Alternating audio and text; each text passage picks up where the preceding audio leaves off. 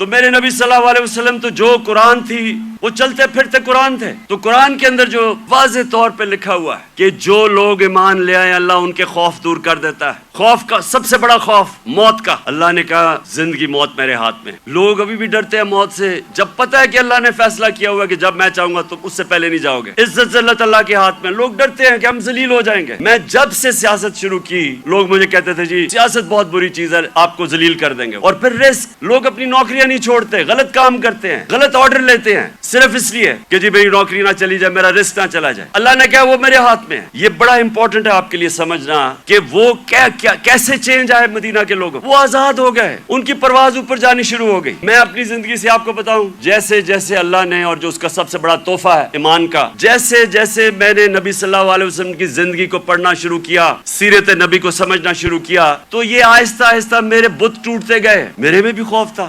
پہلا بت جو میرا ٹوٹا وہ یہ, آپ کو اگر پولیٹکس میں آئیں گے آپ ذلیل ہو جائیں گے. یہ جو بت ہے یہ میں آپ سب کو آج بتا رہا ہوں, یہ اس لیے کہ ہماری ایمان کمزور ہوتا ہے. آج جتنا مجھے جب سے میں سیاست میں آیا ہوں جتنا مجھے برا بھلا کہا گیا, جس طرح کے میرے اوپر ذاتی اٹیکس ہر قسم کے میرے اوپر, جس طرح کی انہوں نے گندگی میرے اوپر پھینکی ہے 20 سالوں میں 26 سالوں میں, کسی اور سیاستدان پہ نہیں پھینکی. فیملی کو نہیں چھوڑا, گھر کی خواتین کسی کو نہیں چھوڑا انہوں نے. کیا مجھے انہوں نے ذلیل کرنے میں کامیاب ہو گئے؟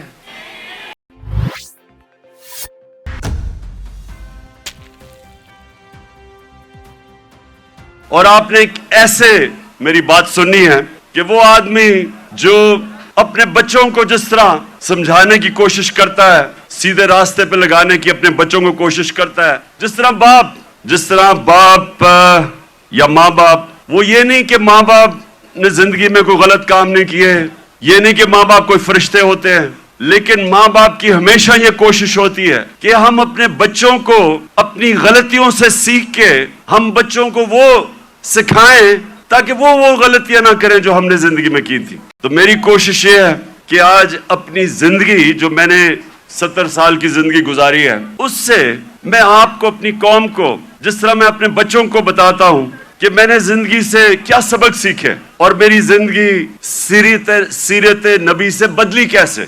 تو میں اب آپ کو اپنے طور پہ بتاؤں گا کہ میرے نبی صلی اللہ علیہ وسلم نے کیسے چینج کیا ان کو. وہ لوگ پھر سے جن کی کوئی حیثیت نہیں تھی انہوں نے دنیا کی لیڈرشپ سنبھال لی.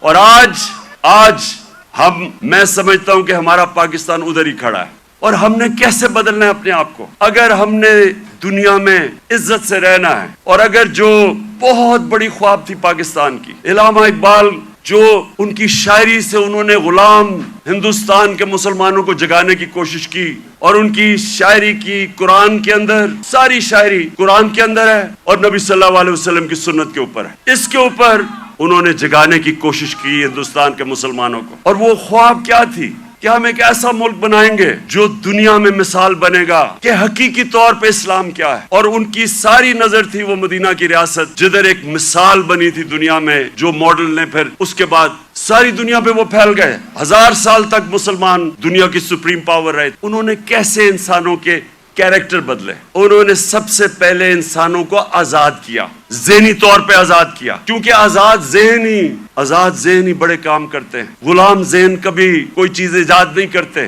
انوینشنز نئی ایجاد جو چیزیں ہوتی ہیں وہ آزاد مائنڈ کرتے ہیں, غلام نہیں کر سکتا. ایک غلام اچھا غلام ہی بنتا ہے, کاپی کرتا ہے. آزاد ذہن بڑے کام کرتا ہے, اور اس کی وجہ کئی 100 سال تک سارے دنیا کے ٹاپ سائنٹسٹ مسلمان تھے, اور وہ اس کی بنیاد رکھی گئی مدینہ میں. تو سب سے پہلے انہوں نے کیا کیا, جو سب سے بڑی رکاوٹ ایک انسان کی پرواز میں ہے وہ ہے خوف. اور میں بار بار یہ اپنی قوم کو بتاتا رہتا ہوں کہ جو خوف کا بت ہے اس کا توڑنا بڑا ضروری ہے. تو میرے نبی صلی اللہ علیہ وسلم تو جو قرآن تھی وہ چلتے پھرتے قرآن تھے. تو قرآن کے اندر جو واضح طور پہ لکھا ہوا ہے کہ جو لوگ ایمان لے آئے اللہ ان کے خوف دور کر دیتا ہے. خوف کا سب سے بڑا خوف موت کا. اللہ نے کہا زندگی موت میرے ہاتھ میں. لوگ ابھی بھی ڈرتے ہیں موت سے جب پتہ ہے کہ اللہ نے فیصلہ کیا ہوا ہے کہ جب میں چاہوں گا تو اس سے پہلے نہیں جاؤ گے. عزت ذلت اللہ کے ہاتھ میں. لوگ ڈرتے ہیں کہ ہم ذلیل ہو جائیں گے. میں جب سے سیاست شروع کی لوگ مجھے کہتے تھے جی سیاست بہت بری چیز ہے آپ کو ذلیل کر دیں گے. اور پھر رسک. لوگ اپنی نوکریاں نہیں چھوڑتے, غلط کام کرتے ہیں, غلط آرڈر لیتے ہیں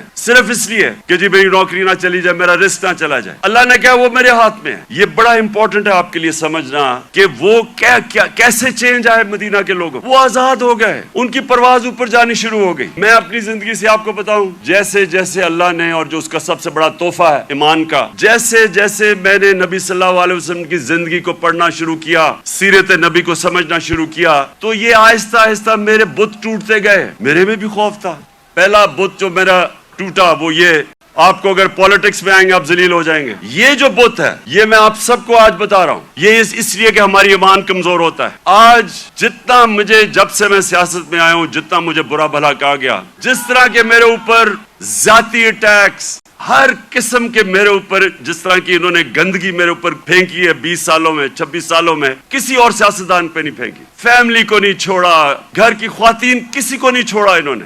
کیا مجھے انہوں نے ذلیل کرنے میں کامیاب ہو گئے؟ میں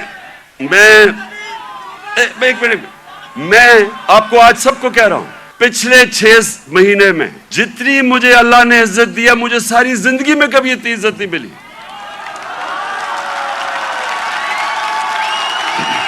تو اس کا سنیں غور سے سنیں کہ اگر انسان کے ہاتھ میں ذلت ہوتی تو آج میں بڑا ذلیل ہو چکا ہوتا. میڈیا یہ کنٹرول کرتے ہیں, میڈیا کو پیسے یہ دیتے ہیں, لفافے دیتے, مجھے تو ذلیل ہو جانا چاہیے تھا. میں اس لیے اپنی قوم کو کہہ رہا ہوں کہ کبھی اپنے یہ جو بت ہے کہ جی مجھے کوئی ذلیل کر دے گا, یہ یاد رکھے اللہ نے اپنے ہاتھ میں رکھی ہوئی عزت اور ذلت. دوسری چیز موت کا ڈر. سب کی طرح مجھے بھی موت کا ڈر تھا.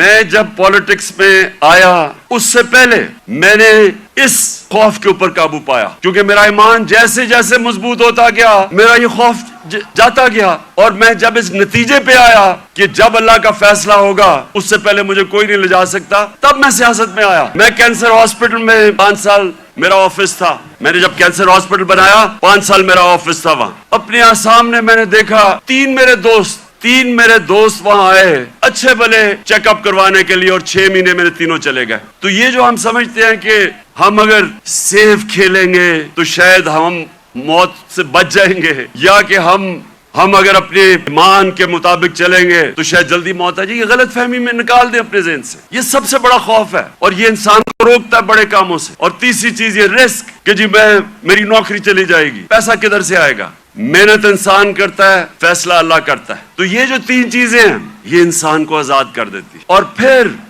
جو بڑا بت ہے, میں کا بت, جو انسان اپنے سے باہر نہیں نکلتا, جو سب سے بڑی جہاد ہے, جہاد اکبر, اپنی نفس کے خلاف, اپنی میں کو کنٹرول کرنے کے لیے. یہ بہت بڑا بت ہے. اپنی ذات کے لیے, اپنے آپ کے لیے انسان سمجھتا نہیں ہے کہ اس کو اللہ نے کتنا بڑا مقام رکھا ہے. اس کی ویژن, جو انسان اپنے لیے زندگی گزارتا ہے وہ چھوٹا سا انسان بن جاتا ہے. جتنا مرضی اللہ اس کو نواز دے, جتنے مرضی پیسے دے دے, علم دے دے, جو اپنی ذات کے لیے زندگی گزارتا ہے وہ آج تک دنیا کی تاریخ میں بڑا انسان نہیں بن سکا. لوگ کس کو یاد رکھتے ہیں؟ ہم بڑے ہو رہے تھے لاہور میں تو سارے گنگا رام کو یاد رکھتے تھے. گنگا رام کو کیوں؟ اس نے ہسپتال بنایا تھا انسانوں کے لیے. یہ آپ کے لیے بڑا امپورٹنٹ ہے سمجھنا. عدل اور انصاف کا مطلب ہوتا ہے rule of law. Rule of law کا مطلب ہوتا ہے سب لوگوں کے لیے ایک قانون, قانون کے سامنے سب ایک برابر, کوئی قانون سے اوپر نہیں ہے. یہ بڑا ضروری ہے آپ کو سمجھنا, کیونکہ بدقسمتی سے پاکستان میں ہم نے رول آف لا دیکھا ہی نہیں ہے.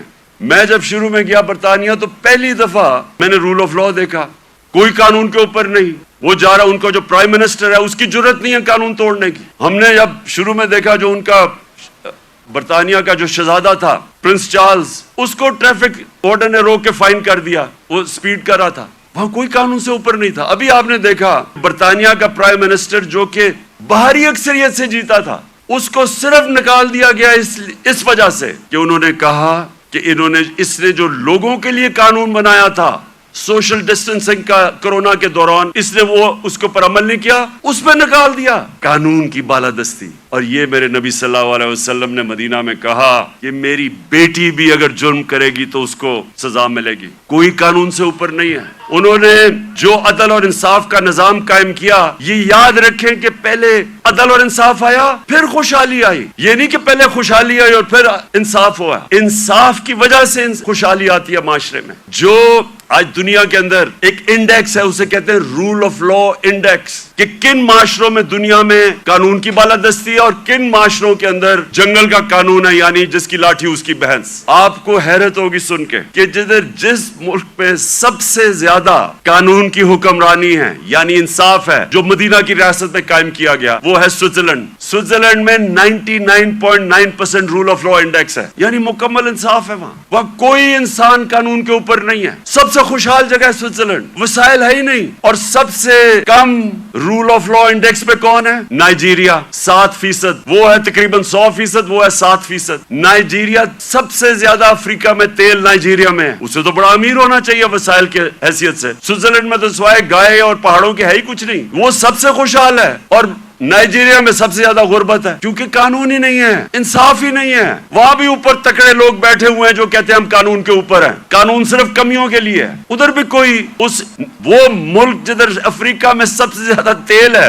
वहां गुर्बत है क्योंकि सिर्फ 7% रूल ऑफ लॉ इंडेक्स है। और आपको अफसोस होगा कि तकरीबन सारी मुसलमान दुनिया 20% से कम है, पाकिस्तान भी 10% से कम है। हमारा ये हाल है तो कैसे खुशहाली आएगी? क्योंकि हमने जो मेरे नबी सल्लल्लाहु अलैहि वसल्लम ने मदीना की रियासत में जो प्रिंसिपल सेट किए थे, नंबर 1 था इंसाफ। वो हम आपके सामने तमाशा हो रहा है मुल्क में। जो ताकतवर है वो अपना ही प्रोसिक्यूटर भी रख रहा है, नैब का हेड भी अपना, FIA भी, और बचते भी जा रहे हैं। और जेलों के अंदर फंसे हुए बेचारे गरीब लोग। आप जेलों वाले जो गरीब लोग हैं उन्हें भी कहें जी अपना प्रोसिक्यूटर ला लें, वो सारे बच जाएंगे। और फिर ये बार बार मैं अपनी कौम को वो हदीस सुनाता हूं कि मेरे नबी ने कहा, नबी सल्लल्लाहु अलैहि वसल्लम ने कहा कि तुम्हारे से पहले बड़ी कौमें तबाह हुई जिधर छोटे चोरों को जेलों में डालते थे और बड़े डाकुओं को आप पकड़ते नहीं थे। ये तबाही का उन्होंने बताया। और आज आप दुनिया में देख लें, जो मुल्क बड़े डाकुओं को नहीं पकड़ सकता वो गरीब है सारे, वसाइल के बावजूद। सो नंबर 1 प्रिंसिपल उन्होंने सेट किया रूल ऑफ लॉ। और दूसरी चीज, मेरे नबी सल्लल्लाहु अलैहि वसल्लम ने अमर बिल मारूफ व नही अनिल मुनकर, वो जो अल्लाह का हुक्म है कि सारी अवाम को अल्लाह का फरमान है कि तुमने अच्छाई के साथ खड़ा होना है और बुराई के खिलाफ खड़ा होना है। ये है बेसिस एक मुहज़्ज़ब माशरे की। मैं अब आपको बताऊं, मैंने जो इंग्लैंड में देखा, क्योंकि मैंने फिर से आपको कहूं अंदर से मैंने वो माशरा देखा। एक दफा किसी आदमी के ऊपर ये इल्जाम लग जाए कि उसने चोरी किया है, करप्शन की है, वो जो मर्जी हो, सारा जो उसके दोस्त भी मिलना छोड़ देते हैं, उनके मिलने वाले भी उनको मिलते नहीं हैं। वो जाते रेस्टोरेंट्स में जाते डरते हैं। क्यों? हमारे वो जो बाहर गए हुए हैं उनको आवाजें पड़ती हैं, जो हमारे बाहर बैठे हुए हैं क्यों आवाजें पड़ती हैं? क्यों? क्योंकि सुने क्यों पड़ती है? क्योंकि वो उस माशरे में होता ही ऐसे है। अगर किसी के ऊपर ये लग जाए कि उसने पब्लिक का पैसा चोरी किया, करप्शन का मतलब होता है पब्लिक का पैसा चोरी करना, वो कहीं निकल ही नहीं सकता क्योंकि वो कौम अमर बिल मारूफ पे चलती है। तीसरी चीज, उन्होंने अपने माशरे के अंदर मदीना की रियासत में क्या किया? तालीम की इमरजेंसी लगा दी। जंगे बदर के बाद जो कैदी मक्का के कैदी थे उनको वापस के पैसे ले सकते थे क्योंकि मुसलमान तो गरीब थे तब। बल्कि जंगे बदर में मैं इतना भी पढ़ रहा था कि कई लोगों के पास तलवारें भी नहीं थे, डंडों से लड़े हैं, तो वो तो कैदियों को वापस करके पैसे ले सकते थे, हथियार खरीद सकते थे। दुनिया के अजीम लीडर ने कहा नहीं, जो 10 मुसलमानों को पढ़ा लिखा देगा उसको हम आजाद कर देंगे। तालीम के ऊपर जोर दिया। चाइना भी जाना पड़े तालीम हासिल करने के लिए तो जाओ। जब से तुम पैदा होते हो और जब तक कब्र में नहीं जाते, इल्म हासिल करो। इसलिए सदियों तक टॉप साइंसदान मुसलमान थे। तालीम के बगैर माशरा ऊपर नहीं जाता। और हमारा अब फिर से हाल देख लें, कितना जोर लगाया तालीम। कितना शर्म की बात है कि 75 साल इंडिपेंडेंस पहली दफा हमने कोशिश की थी कि कम से कम तालीम का निजाम में इंसाफ करें। नहीं तो अमीर के लिए थोड़े से 8 लाख अमीरों के लिए इंग्लिश मीडियम, बाकियों के लिए उर्दू मीडियम, वो बेचारे पढ़ के भी ऊपर नहीं आ सकते थे। एक तालीमी निजाम जो गरीब को गरीब करता था, जो मुल्क में ना इंसाफी फैलाता था, वो हमने कोशिश की। एक ही निसाब 5 क्लास तक और ऊपर तक लेके जा रहे थे। ये तीसरी चीज मेरे नबी सल्लल्लाहु अलैहि वसल्लम मदीना में कहा, तालीम के ऊपर उन्होंने जोर दिया, जिसकी वजह से मुसलमान ऊपर गया। और फिर फलाई रियासत, इंसानियत का निजाम। दुनिया की तारीख में पहली दफा उन्होंने एक फलाई रियासत बनाई। और यकीन करें, मुझे पता ही नहीं था फलाई रियासत क्या होती है जब तक मैं बरतानिया नहीं गया। मैं जब पहली दफा बरतानिया गया, मैंने पहली दफा फलाई रियासत देखी, किसी मुसलमान मुल्क में नहीं देखी। जो उन्होंने मदीना की रियासत में पहली दफा इंसानियत का निजाम लेके आए थे कि कोई कमजोर आदमी, उसकी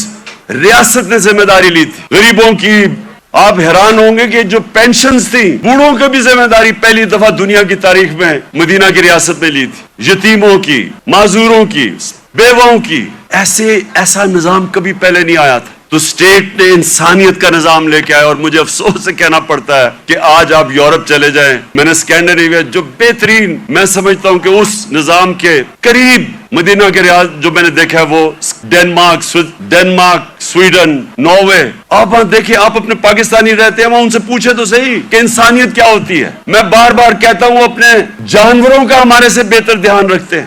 وہ حضرت عمر کا قول تھا کہ اگر کتا بھی بھوکا مرے میری ریاست میں تو میں ذمہ دار ہوں. آج ادھر آپ دیکھ لیں، ان کا RSPC ہے، کتے آپ کو سڑکوں پہ نہیں نظر آئیں گے، وہ ان کو ہومز دیتے ہیں، ان کو کھلاتے ہیں پلاتے ہیں. یعنی وہ جو ہم نے دنیا میں شروع کیا تھا، جو میرے نبی صلی اللہ علیہ وسلم نے انسانیت کا نظام دنیا میں شروع کیا تھا، وہ آج ان ملکوں میں مل رہے ہیں جو مسلمان نہیں ہیں. جو بھی معاشرہ میرے نبی صلی اللہ علیہ وسلم کے احکامات پہ چلے گا، جو بھی ان کی سیرت پہ چلے گا، وہ مسلمان ہیں یا نہیں ہیں، اللہ کی ان کی برکت آ جائے گی. تو اس لیے آج اگر آپ دیکھتے ہیں ملکوں کی خوشحالی، آپ دیکھیں کہ کتنی طور پہ وہ میرے نبی صلی اللہ علیہ وسلم کی سیرت پہ چل رہے ہیں. آپ کو حیران ہوں گے، محمد عبدو بڑا اسکالر تھے، بہت بڑے عالم تھے اسلام کے. وہ جب پہلی دفعہ یورپ کوئی 125 سال پہلے گئے اور مصر سے گئے، تو جب وہ مصر واپس آئے انہوں نے کیا کہا؟ انہوں نے کہا میں یورپ گیا تھا، وہاں مسلمان تو نہیں نظر آئے لیکن بڑا اسلام نظر آیا. اور جب واپس مصر آئے تو کہتے مسلمان تو بہت ہیں، اسلام بہت کم نظر آ رہا ہے. تو ہم پاکستانی جدھر آج کھڑے ہیں، ہمارے پاس ایک راستہ ہے. اور میں اس لیے آج میں چاہتا ہوں کہ اس مبارک دن ہم عشق کرتے اپنے نبی صلی اللہ علیہ وسلم سے، لیکن ہم انہوں نے جو ان کی سیرت پہ عمل نہیں کرتے، اور اس کی وجہ سے ہمارے حالات اچھے نہیں ہیں. اور میرا یہ ایمان ہے کہ جب تک ہم وہ جو انہوں نے راستہ بتایا اس پہ نہیں چلیں گے، ہمیں عزت نہیں ملنے لگی. پرائم منسٹر باہر جاتا ہے اور بھیک مانگ رہا ہوتا ہے، جی مجھے پیسے دے دو نہیں تو ہمارا ملک تباہ ہو جائے گا. سب 22 کروڑ لوگوں کے لیے، ہم سب کے لیے شرمناک ہے کہ وہ ملک جس کا نعرہ تھا پاکستان کا مطلب کیا، لا الہ الا اللہ، یہ بڑا نعرہ ہے، یہ دعویٰ ہے بہت بڑا، یہ اللہ سے وعدہ ہے کہ اللہ تیرے سوا کوئی خدا نہیں ہے. وہ آج ایسے پھر رہا ہے دنیا میں، کوئی آتا ہے گورے رنگ کا، کوئی باہر سے آ جاتا ہے، سارے گر جاتے ہیں اس کے سامنے. نہ عزت ہے نہ آزادی ہے. جو حکم ملتا ہے کہ اچھا جی روس سے تیل نہیں لینا، ہم نہیں لیتے کیونکہ حکم آیا باہر سے. میرے پاکستانیوں، ہمیں آج اس مبارک دن پہ اپنے ریفلیکٹ کرنا ہے، غور اور فکر کرنا ہے کہ ہم نے کیسے اس قوم کو اس قوم ادھر پہنچانا ہے جس کے لیے یہ ملک بنا تھا. یہ ملک اس لیے نہیں بنا تھا کہ تھوڑے سے لوگ 1% لوگ امیر ہو جائیں اور پیسے بنائیں اور قانون کے اوپر چلے جائیں اور باقی لوگ ان کی غلامی کریں. اس لیے نہیں ملک بنا تھا. ملک بنا تھا، ایک بڑا خواب تھا کہ ہم ان پرنسپلز پہ چلیں گے. اور دنیا کی تاریخ شاہد ہے کہ وہ 10 سالوں کے اندر، 10 سال زیادہ دیر نہیں، 10 سالوں کے اندر وہ قوم کھڑی ہو گئی تھی. پہلے 4-5 سال تو مشکل سے، پہلے 4-5 سال تو امہ سروائیو کر رہی تھی بڑی مشکلوں سے. کبھی جنگ احد، پھر جنگ خندق، بڑی مشکلوں سے امہ نے اپنے آپ کو بچایا، قربانیاں دے کے اپنے آپ کو بچایا. اس کے بعد وہ پھر ان کا عروج شروع ہوا. قومیں قربانیاں دے کے بنتی ہیں، قومیں بھیک مانگ کے اور قرضے دے کے اور دوسروں کے سامنے ذلیل ہو کے نہیں قومیں بنتی. قومیں بنتی ہیں جب جس طرح دنیا کے عظیم لیڈر نے اپنی مثال دی کہ جب جنگ خندق کے اندر مشکل وقت تھا، کھانا پینا نہیں تھا کیونکہ وہ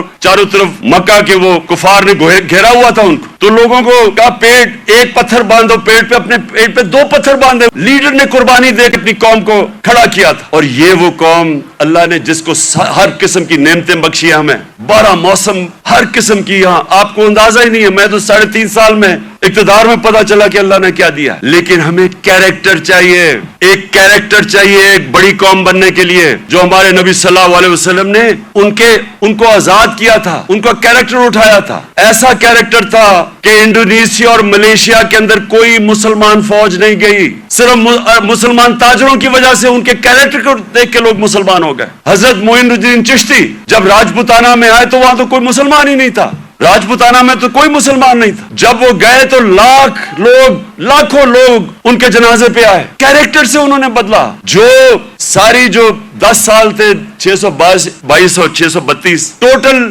لوگ کہتے ہیں جی تلوار سے اسلام پھیلا. جو مسلمان اور جن کا مقابلہ تھا مخالف، جو ٹوٹل لوگ जंगों में मरे थे, वो 1200 1300 थे, 1200 1300 10 साल में लोग जंगों में मरे थे। फिक्री इनकलाब था, ज़हन बदल गए थे, और ज़हनों ने इंसान को बड़ा इंसान बनाया था, आजाद ज़हनों ने। तो आज मैं इसलिए ये बड़ा मुबारक देना है कि हम सबको आज अपने मुल्क को उठाने के लिए अपना कैरेक्टर गौर करना चाहिए कि हम अपने आप को कैसे बदल सकते हैं। नबी की सीरत पे चलें। मैंने रहमतुल्लिल आलमीन अथॉरिटी बनाई, मकसद उसका क्या था कि हमारे बच्चों को सीरत नबी से उनका कैरेक्टर मजबूत करें।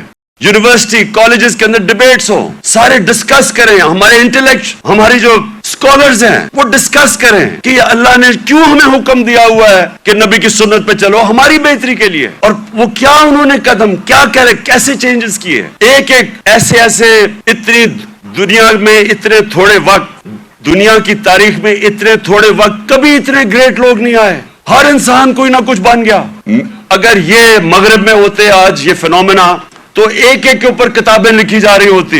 हजरत खालिद बिन वलीद पे किताबें लिखी जा रही होती, इनके ऊपर रिसर्च होती कि वो क्या था, कभी वो जंग ही नहीं हारे, और हर कोई जनरल बन गया। हजरत बिलाल 2 कैंपेन्स में वो लीड करके गए, एक गुलाम एक जनरल बन गया। इसके ऊपर कभी काम नहीं किया, हमारे स्कॉलर्स ने नहीं काम किया। रहमतुल्लिल आलमीन अथॉरिटी का मतलब ये था कि स्कॉलरशिप आए और वो काम करे इस पे, ताकि अपने यूथ को तो बताए, क्योंकि अगर आप नहीं बताएंगे उनके ऊपर तो मगरबी कल्चर की जलगार हुई है। मोबाइल फोन से बच्चों को वो मटीरियल मिल रहा है जो इंसानी तारीख में नहीं बच्चे आपको मिला। तो जब तक आप उनको सीरत नबी से उनको मजबूत नहीं करेंगे, वो कैसे, ये जो इतना ऑनस्लॉट है एक वो कल्चर का जो बिल्कुल मुख्तलिफ है हमारे दीन से, हमारी तारीख से, हमारे कल्चर से, वो कैसे मुकाबला करेंगे उनको जब तक उनको आप मजबूत नहीं करेंगे। वहां तो जो कल्चर आ रहा है टेलीफोन से, मैं अभी आपको बता देता हूं, वो ये कह रहा है क्योंकि टेक्नोलॉजिकली वो इतने आगे निकल गए हैं, इसका मतलब हर चीज में वो आगे हैं, इसका मतलब हमारा दीन भी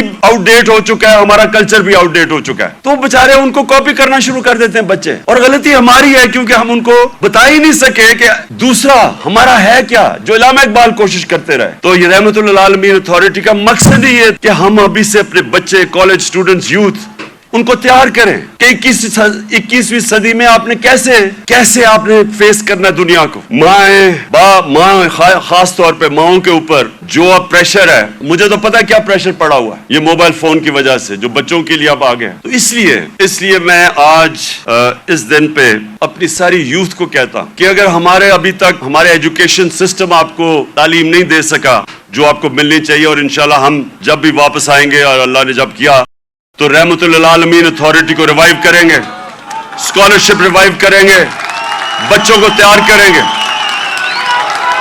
और मैं ये चाहता हूं, देखें आखिरी बात मेरी जो आखिरी बात है वो ये सुन लें। ये तो अल्लाह का सबसे बड़ा तोहफा है कि वो किसी को ईमान देता है या नहीं देता। कोई किसी को जबरदस्ती दीन में नहीं ला सकता, लेकिन हमारा फर्ज ये है कि कम अज कम हम अपनी यूथ और बच्चों को उनकी फाउंडेशन तो बना दें, उनकी बुनियाद तो रख दें, उनको बता तो दें कि आपका दीन, और खास तौर पे शुरू हमेशा सीरत नबी से करें, उसके बाद कुरान की तालीम दें। अभी से ही हमें मैं अपने यूथ को अब कहता हूं कि किताबें पढ़ें, नबी सल्लल्लाहु अलैहि वसल्लम की जिंदगी पढ़ें, समझें कि वो दुनिया में क्या हुआ था, कभी ऐसी दुनिया की तारीख में ऐसा फिनोमेना नहीं आया। और उसके बाद जो फिर अल्लाह आपको हिदायत करता है, नहीं वो आपकी किस्मत है, लेकिन कम अज कम उससे आप तैयार हो जाएंगे दुनिया 21वीं सदी का मुकाबला करने के लिए। बहुत बहुत शुक्रिया।